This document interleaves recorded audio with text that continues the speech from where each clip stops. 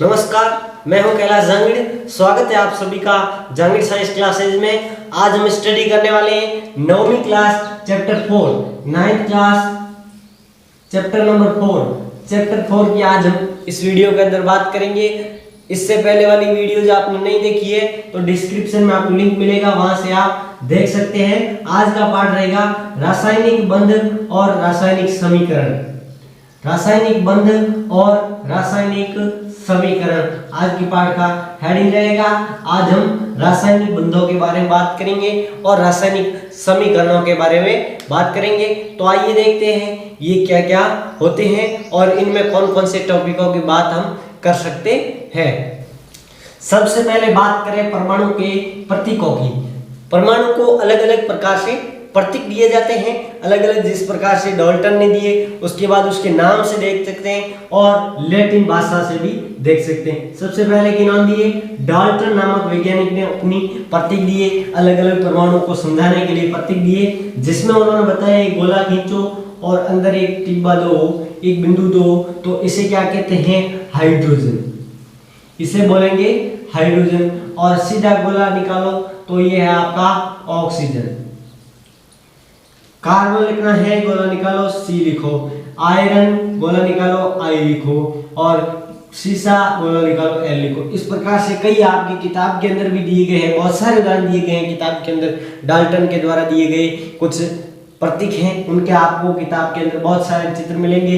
इसमें से कुछ इंपॉर्टेंट जो टॉपिक थे, मतलब कार्बन इंपॉर्टेंट है, आप देख सकते हैं। ऑक्सीजन है, हाइड्रोजन है, इनकी हाइड्रोकार्बन जो श्रृंखला है उसमें इसका विस्तृत अध्ययन किया जाता है। तो ये इंपॉर्टेंट चीजें थी, वो मैंने बताई। उसके बाद हम बात करें इसके जो है नाम से देने वाले प्रतीकों की, तो इसको जो नाम से दिया जाता है उसमें दो प्रकार से दिया जाता है। सबसे पहले नाम से कौन सा प्रतीक दिया जाता है, नाम से इसको पहले अक्षर के कैपिटल लेटर से लिखा जाता है। पहले अक्षर जैसे हाइड्रोजन का हमारे को नाम देना है तो ये हाइड्रोजन लिखा, इसका फर्स्ट लेटर बड़ा ले लो और ये इसका प्रतीक होगा। ये वैद्य प्रणाली है जो हाल फिलहाल में चल रही है, जिसका हम स्टडी अभी तक करते हैं। हर किसी भी जो है ऑक्सीजन ले लो तो ऑक्सीजन का क्या होगा, ओ लिखा जाएगा, इसको ओ लिखा जाएगा। पहला अक्षर लो उसको बड़ा करेंगे, नाइट्रोजन का एन लिखा जाता है, हाइड्रोजन का एच लिखा जाता है, कार्बन का सी लिखा जाता है, इस प्रकार से। और दूसरा नियम कौन सा है नाम में, दूसरा नियम यह है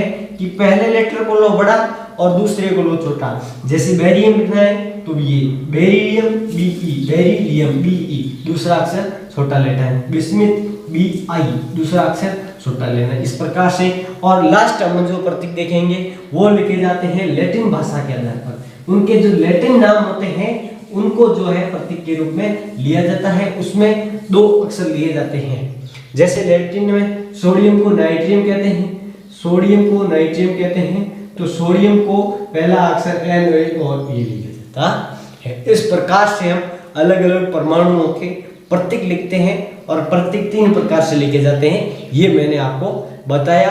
अब हम आगे बात करेंगे आयनों की।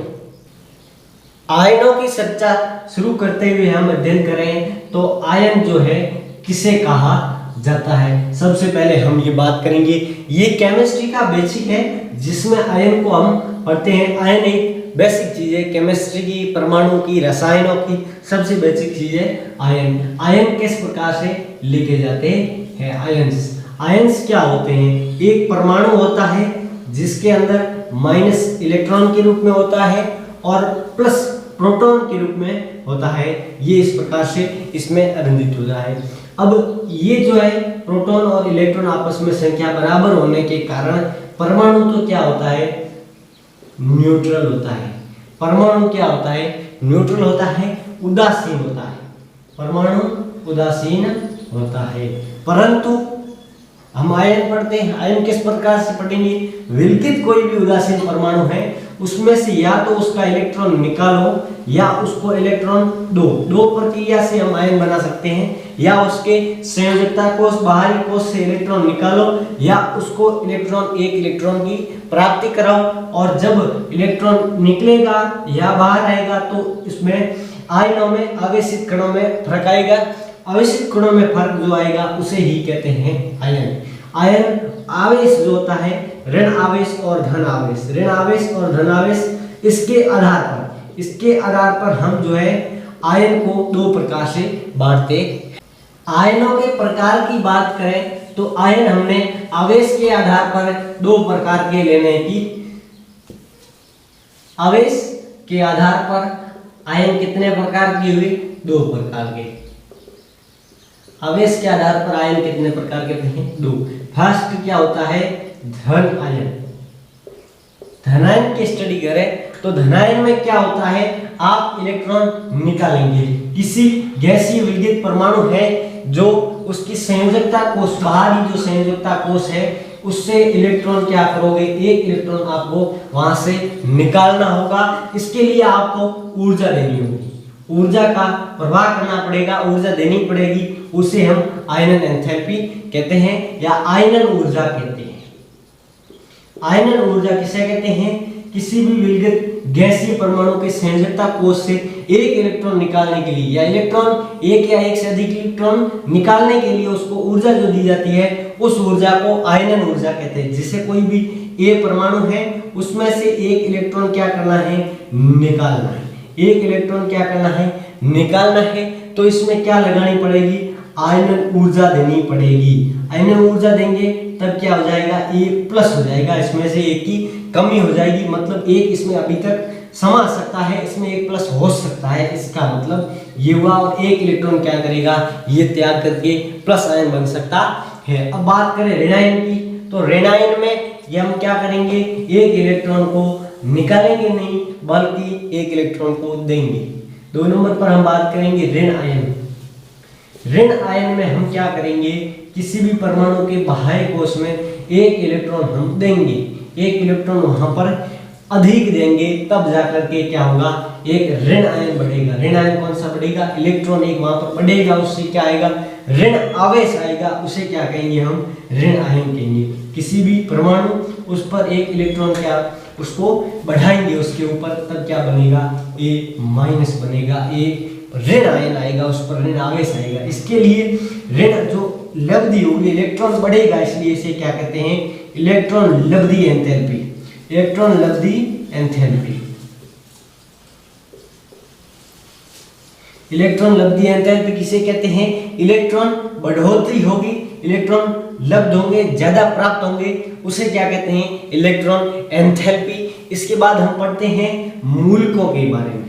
मूलक, रेडिकल के बात करें हम मूलकों की या रेडिकल्स की, तो आयनिक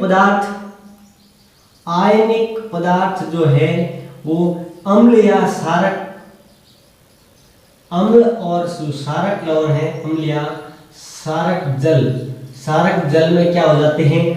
अपघटित हो जाते हैं और क्या बनाते हैं? आयनों में अपघटित हो जाते हैं। क्षारक जल आयनों में अपघटित हो जाते हैं और जो आयन बनते हैं वो एक इकाई की तरह ही भाग लेते हैं, एक यूनिट की तरह भाग लेते हैं। कहां पर? रेडिएशन में या उस रिएक्शन के अंदर एक इकाई की तरह भाग लेते हैं। उसे हम क्या कह लेते हैं? मूलक कहते हैं या रेडिकल कहते हैं। आयनिक पदार्थ अम्ल या जो भी क्षारक जलाया उसके अंदर आयनों में अपघटित हो जाएंगे। उस अभिक्रिया के दौरान आयन अलग अलग बना लेंगे, उस जो है इकाई की तरह कार्य करते हैं। उन इकाइयों को हम क्या कहते हैं? मूलक कहते हैं। मूलकों के भागों के बारे में बात करें तो मूलक सामान्यतः 2 प्रकार के होते हैं। मूलक सामान्यतः 2 प्रकार के होते हैं, सरल मूलक और संयुक्त मूलक। सरल मूलक और संयुक्त मूलक 2 प्रकार के मूलक पाए जाते हैं। इसमें सरल मूलक कौन से होते हैं?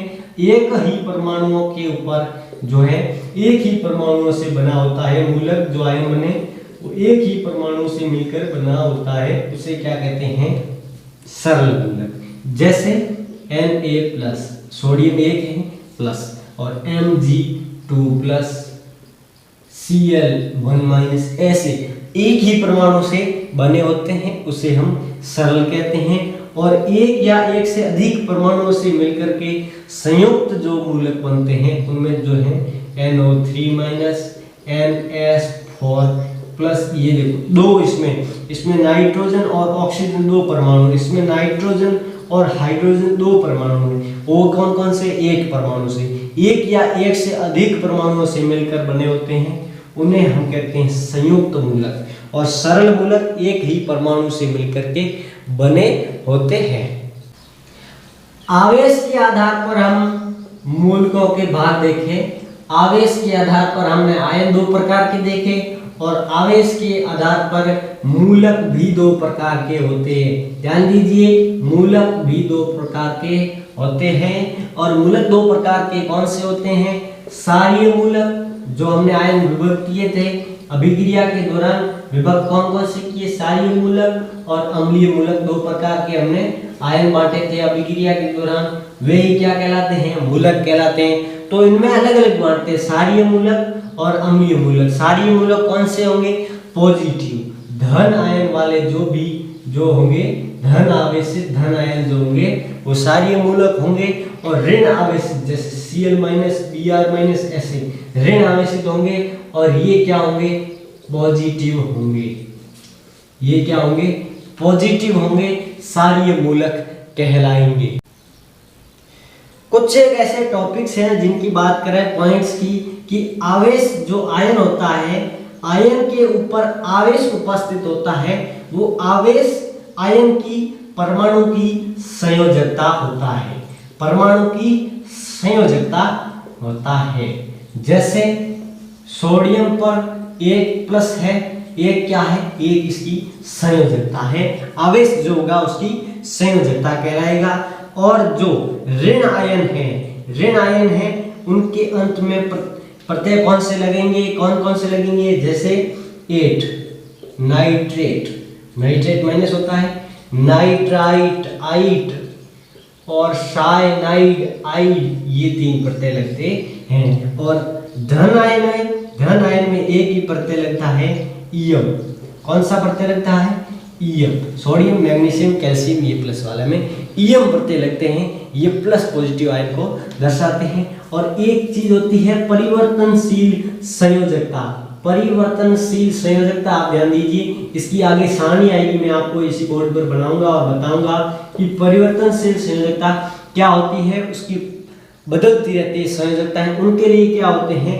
अस, जैसे फेरस, क्यूप्रस अस और इक, फेरिक, क्यूप्रिक, इक और अस 2 प्रत्यय लगते हैं। ये इंपॉर्टेंट चीजें हैं, इनको आप यहाँ से मैं आपको जो इमेज है वो आपको मेरे किसी भी सोशल मीडिया पेज पर मिल जाएगी, वहां से आप ले सकते हैं। वरना आप यहाँ का स्क्रीनशॉट भी ले सकते हैं, यह स्क्रीनशॉट आपके लिए फ्री रहेगा, आप यहाँ से ले लीजिए स्क्रीनशॉट। और आगे हम पढ़ते हैं संयोजकता के बारे में। संयोजकता क्या होती है? वीडियो काफी लंबा होता जा रहा है, तो संयोजकता हम लास्ट टॉपिक लेते हैं, संयोजकता का अध्ययन करते हैं। संयोजकता क्या होती है? किसी भी परमाणु की संयोजकता क्या हो सकती है? किसी भी परमाणु की संयोजकता क्या हो सकती है? ये हमारे जहन में एक सवाल रहता है कि परमाणु की संयोजकता क्या होती है, उसकी परिभाषा क्या होती है। संयोजकता परमाणु के किसी भी बाहरी कोष, किसी परमाणु के बाहरी कोष में उपस्थित इलेक्ट्रॉनों की संख्या, बाहरी कोष में उपस्थित परमाणु के बाहरी कोष में उपस्थित इलेक्ट्रॉनों की संख्या यदि 8 होती है तो उसे कहते हैं अष्टक नियम का पालन कर रहा है वो परमाणु। यदि उसमें 8 संख्या है, वो पूरा भरा हुआ है, तो अष्टक नियम का पालन करता है।